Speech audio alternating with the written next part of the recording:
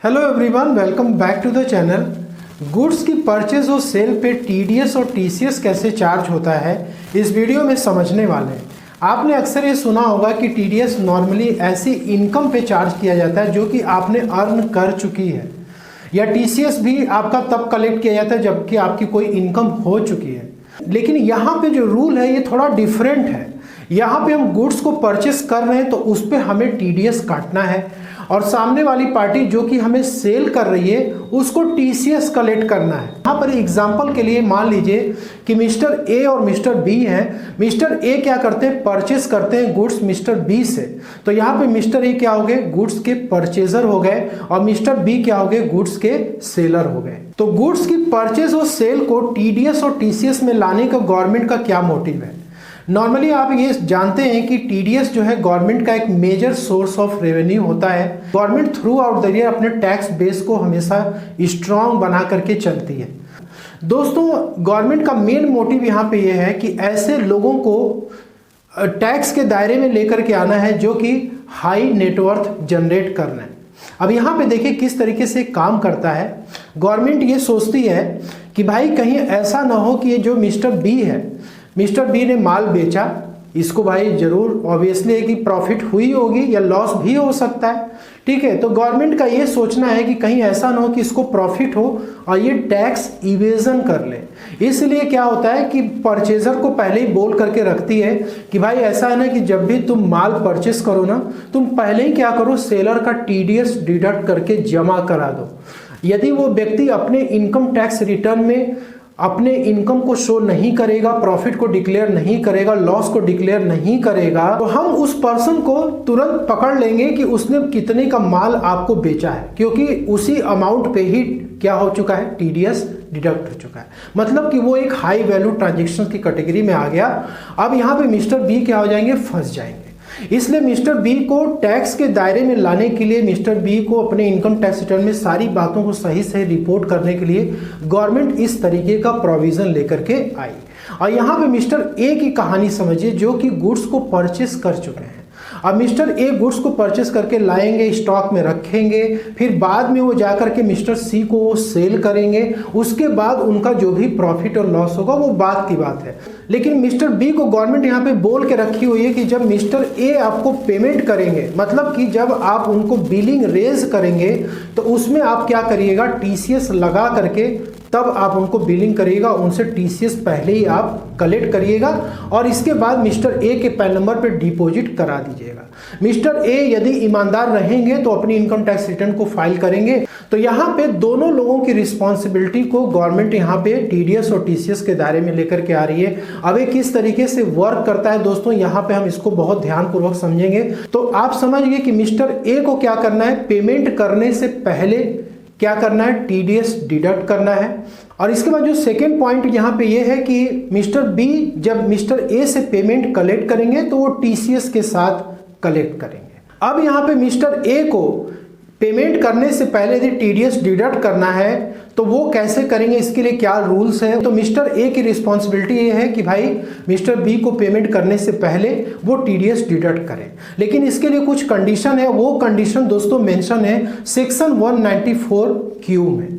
Section 194 Q ये कहता है कि किसी भी फाइनेंशियल ईयर में, जैसे अभी 24-25 चल रहा है, यदि इस फाइनेंशियल ईयर में आपने 50 लाख से ज़्यादा का आपने परचेस कर लिया है, चाहे आप सिंगल परचेस किए हो या एग्रीगेट परचेस किए हो, इसके बाद प्रीवियस फाइनेंशियल ईयर में यानी कि 23-24 में मिस्टर ए का एग्रीगेट टर्नओवर यदि 10 करोड़ के ऊपर है। अब यहाँ पे देखिए 10 करोड़ के ऊपर हो गया तो मतलब ये व्यक्ति क्या हो गया, ऑडिट के केस में आ गया। यदि ये 95% अपना receipt of payment banking channel के थ्रू करता है तो, यदि बैंकिंग चैनल के थ्रू नहीं करता है तो जैसे ही दोस्तों 1 करोड़ का टर्नओवर क्रॉस होगा ये ऑडिट के दायरे में आ जाएगा। ठीक, तो यहाँ पे ये दोनों कंडीशन यदि मेट हो जाती हैं तो उस केस में टीडीएस डिडक्ट होगा वो 0.1% के रेट से होगा। 0.1% किसका, तो 50 लाख के ऊपर जो भी आपने परचेस कर रखा है उस पे टीडीएस आपको डिडक्ट करना होगा। तो मिस्टर ए टीडीएस यदि डिडक्ट करेंगे तो उनको क्या करना होगा, 26 क्यू में टीडीएस रिटर्न फाइल करना पड़ेगा और यहाँ पे मिस्टर बी का बाकायदा पैन नंबर वगैरह डालेंगे जिससे कि ये टीडीएस उनके पैन नंबर पे डिपॉजिट हो जाएगा। इसके बाद अब आते हैं मिस्टर बी की रिस्पॉन्सिबिलिटी। मिस्टर बी की रिस्पॉन्सिबिलिटी ये है कि वो मिस्टर ए से क्या करे, टीसीएस कलेक्ट करे। अब टीसीएस कलेक्ट करने के लिए जो रूल्स यहाँ पर है दोस्तों, सेम टू सेम कंडीशंस यहाँ पर भी है, लेकिन यहाँ पे सेक्शन बदल चुका है। सेक्शन 206C1H में ये बोला गया है कि भाई यदि करंट फाइनेंशियल ईयर में आप 50 लाख से ज़्यादा का आप क्या कर रहे हो, सेल वैल्यू रिसीव कर रहे हो, ठीक है, मतलब मिस्टर ए को मिस्टर बी ने क्या किया, बेचा, तो उससे क्या हो रहा है, पेमेंट रिसीव कर रहे हो। तो यदि वो 50 लाख से ज़्यादा का रिसीव कर रहे हैं और उनका प्रीवियस फाइनेंशियल ईयर यानी 23-24 में यदि 10 करोड़ से ज़्यादा का टर्नओवर है, यानी कि मिस्टर बी का टर्नओवर यदि 10 करोड़ से ज़्यादा का है, ठीक है, तो ऐसे केस में उन्हें टीसीएस कलेक्ट करना है। यहाँ पे आप इसको टीसीएस समझिएगा, टीसीएस कलेक्ट करना है किस रेट से, 0.1% के रेट से, और 50 लाख के ऊपर जो भी वैल्यू होगी उस पर ये टीसीएस कलेक्ट करेंगे। टीसीएस कलेक्ट करने के बाद इनको क्या करना है, 27Q में टीसीएस रिटर्न फाइल करनी है और यहाँ पे मिस्टर ए का पैन नंबर वहाँ पे जाएगा और उसके बाद वो टीसीएस डिपॉजिट हो जाएगा। तो यहाँ पे गवर्नमेंट क्या चाहता है कि ये जो हाई वैल्यू के ट्रांजेक्शंस हो रहे हैं ये इनकम टैक्स के दायरे में आने चाहिए। ऐसा नहीं कि कोई व्यक्ति जो है इतना ज़्यादा ट्रांजेक्शन कर रहा है और वो अपने इनकम टैक्स रिटर्न में बहुत ही कम इनकम डिक्लेयर कर रहा है, बहुत कम टर्नओवर डिक्लेयर कर रहा है। तो इसको लाने के लिए इस तरीके का काम किया गया है। अब यहाँ पे देखिए सवाल ये होता है कि क्या इन दोनों लोगों को ये काम करना पड़ेगा? भाई टीडीएस डिडक्ट करना, इनको टीसीएस कलेक्ट करना है, कंप्लायंस बर्डन बढ़ेगा दोनों लोगों के ऊपर, तो क्या दोनों लोगों को ये काम करना पड़ेगा? तो यहाँ पे सीबीडीटी ने एक रूल निकाल दिया कि भाई इन दोनों लोगों को एक साथ ये काम नहीं करना है। मतलब इधर मिस्टर ए भी टीडीएस डिडक्ट कर रहे हैं, इधर मिस्टर बी भी टीसीएस कलेक्ट कर रहे हैं, तो ये दोनों काम नहीं होना चाहिए। तो क्या होना चाहिए? तो देखिए इसके लिए क्या कर दिया गया कि मिस्टर ए को मिस्टर बी से टीडीएस कब डिडक्ट नहीं करना पड़ेगा। तो यहाँ पे देखिए ध्यान से समझिए, पहला तो ये है कि यदि फाइनेंशियल ईयर में वैल्यू 50 लाख के नीचे आ जाए, मतलब आप गुड्स को परचेस कर रहे हैं, आपका टोटल भी मिला करके पूरे एक साल में 50 लाख के नीचे है, या फिर सिंगल कोई परचेस आपने किया वो भी 50 लाख के नीचे।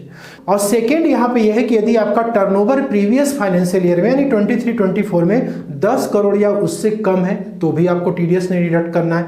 मतलब कोई एक कंडीशन यहाँ पे मेट होना चाहिए, ठीक है। अब देखिए तीसरा यहाँ पे क्या है, ये मेजर पॉइंट है।